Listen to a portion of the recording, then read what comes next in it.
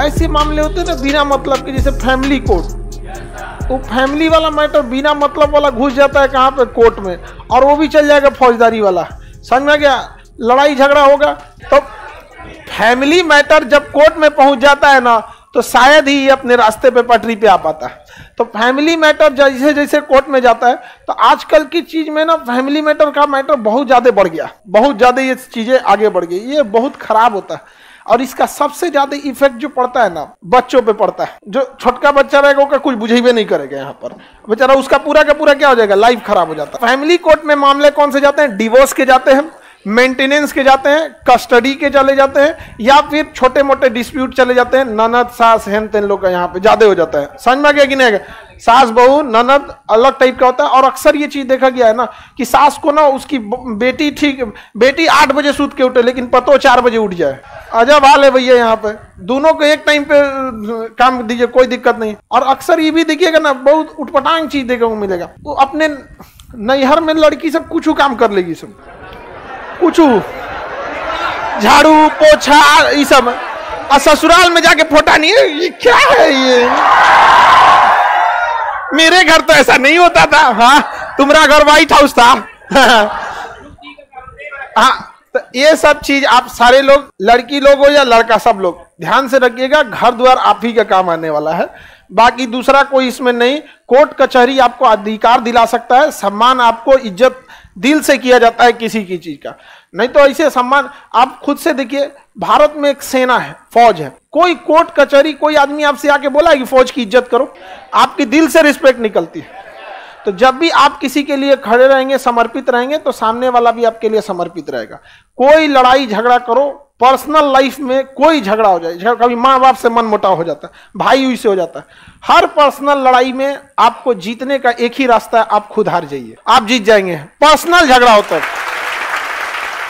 याद रखिए। आज भी यहाँ पर मम्मी पापा में कभी कुछ हो जाए, ठीक कर दे, कोई बात नहीं मम्मी, हमको लगा कि हम बड़े हो गए हैं, आज एहसास हुआ अभी भी छोटे हैं, अगली बार से नहीं करेंगे, वही माँ का गुस्सा खत्म हो जाएगा। हस्बैंड वाइफ में भी हो जाता है, वाइफ के सामने भी। आप किसी पर्सनल रिश्ता जो आपके साथ चलना है, उसमें जीतने का एक ही रास्ता है, आपको खुद हारना पड़ेगा, आप जीत जाएंगे।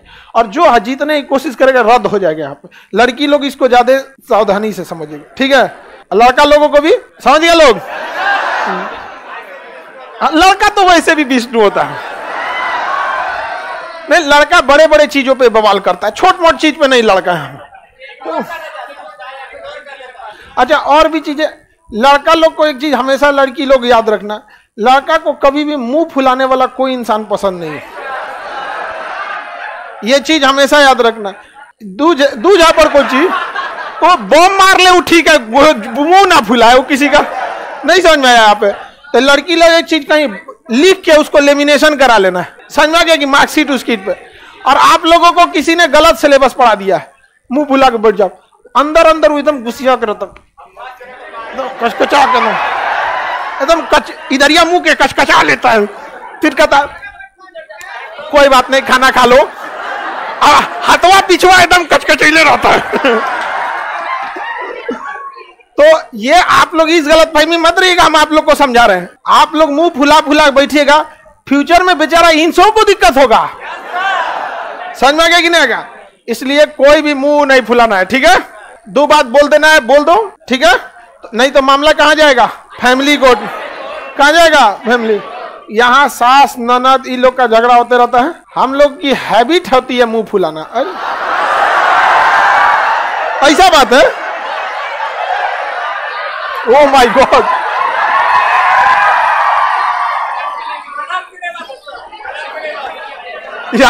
ये तो दहला दी हमको पूरा। लड़की बोली है, वो लड़का कभी मुंह नहीं फुला सकता, गारंटी नहीं। देखिए, कुछ चीजें हम लोगों ने अपने समाज में एक्सेप्ट नहीं किया। जिस तरह से शारीरिक बनावट लड़का का अलग लड़की का अलग है ना, उस तरह मानसिक बनावट भी अलग होता है। बस ये होता है कि थोड़ा मैच कर जाना, वरना यहीं पे आपको एकदम, आप अपने मम्मी पापा में देखिएगा, सबके मम्मी पापा में कभी कभी तू में हो जाता है। पापा दोबारा बोल देंगे, लेकिन मम्मी इंतजार करेंगी, तू शुरुआत करो बुढ़ऊ। होता है कि नहीं होता है? होता है यहाँ पे। अब बीच में लड़का सबसे पैरवी लगाया जाता है, हम लोग के पास पैरवी आता है, देख कौन गड़बड़ हो गया यहाँ पे, हम लोग का यहाँ पे नहीं समझ आया। लड़का सब कभी मुंह नहीं फुलाता है, समझ में आ गया कि नहीं गया? रीजन क्या है कि उसको परिवार का झगड़ा बहुत छोटा मोटा लगता है, क्योंकि उसके ऊपर बहुत बड़ा जिम्मेदारी रहता है, समाज में कहता है छोट मोट को निपटा दे, लेकिन उसके लिए वही प्राइम फोकस रहता है, सिंगल टारगेट। आगे बढ़े, फैमिली कोड समझ में आ गया कि नहीं आ गया? नॉर्मल मामले किस में जाते हैं? फैमिली कोर्ट में जाता है। लड़का भी मुंह फुला लेता है ना, होते हैं सर, कुछ कुछ होते हैं सर, बहुधा कुछ कुछ होता है सर। हाँ, वो कभी कभी ना भगवान ना लास्ट मोमेंट में डिसीजन लेता है कि इसको लड़का बना देते हैं। नहीं होता है, शुरुआत में अभी सोचता है दाल चावल बनाना है, बाद में सोचता है खिचड़िया बना दो। तो ऐसा कुछ कुछ लड़का होता है। भगवान कुछ और बना रहा था, सोचता लड़के बना दो इसको। अरे कौन है ये? सर हम लोग पूरी कोशिश करते हैं मुंह ना फुलाए, लेकिन फूलिए जाता है। कितना ईमानदार लड़की है ये, एकदम ईमानदार लड़की, एकदम 24 कैरेट ईमानदार है। हाँ, लेकिन अब ये फर्क है, ईमानदारी अब आ रहा है। तुम लोग कौन सी करती है यहाँ पे? इधर हमारे सामने मुंह फुला गुलाम पीट देते हैं। समझ में आ गया कि नहीं आ गया? हम एक बार बियाह में नहीं होता है, सब आदमी रिलेटिव कुछ कुछ आया रहता है, तो एगो वो कहती खाना खाने के लिए, तो नहीं पूछ रहे खाना खा लीजिए आप लोग, तो कहेगी हम अभी नहीं खाएंगे। उनका कोशिश था दोबारा और पूछ, तो हम हाँ बोल देंगे, हम हल्ला कर दिए अभी नहीं खाने वाली हैं। उनको दिन भर भूखे छोड़ दिए थे, जब खाना कोई देने उनको छोड़ के, तो वो अभी हम पूछे नहीं खाएंगे वहां पे, अब मने मन करी तो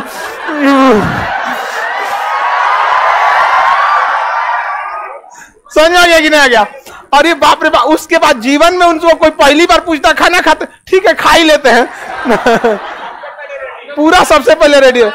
ऐसे हम लोग से कोई लड़का से पूछे, अपने निकाल के खा लेता कोई वो।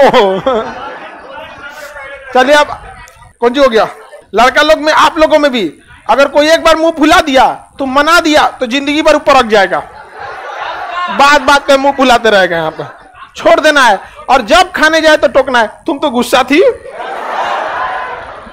अरे 2 दिन के बाद तीसरा दिन इतना भयानक भूख लगता है ना, आदमी नागिन डांस करने लगता है।